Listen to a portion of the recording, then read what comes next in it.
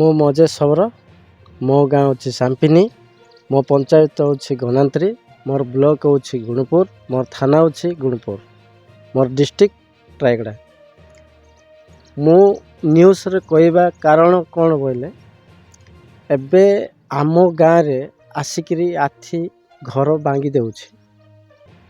राति 12टा घंटे 2टा एमिति सुईला टाइम रे आसुछि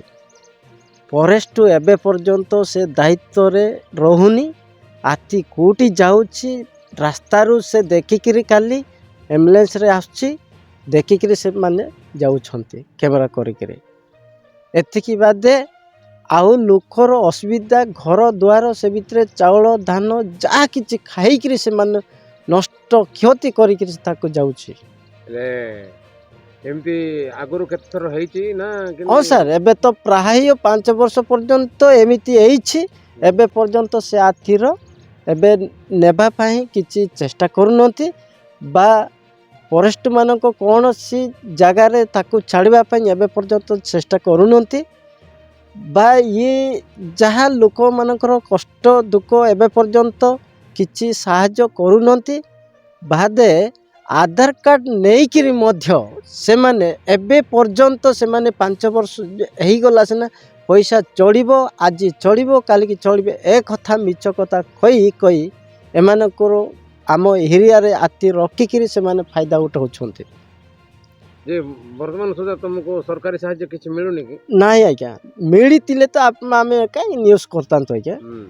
आमे मिलुनी से माने जेते न्यूज़ कले भी सरकार भी जानी न जानी कि मध्य से जानिनी बोल कि से मध्य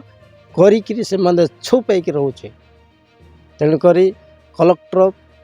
तहसील आरआई एमानकर आसिकी जिनिस पचार कथा एबे पर्यंत से माने पचारनते देखंतु आज्ञा घर भी भांगी आथी 2टा राति आसी लोक गोटे शुई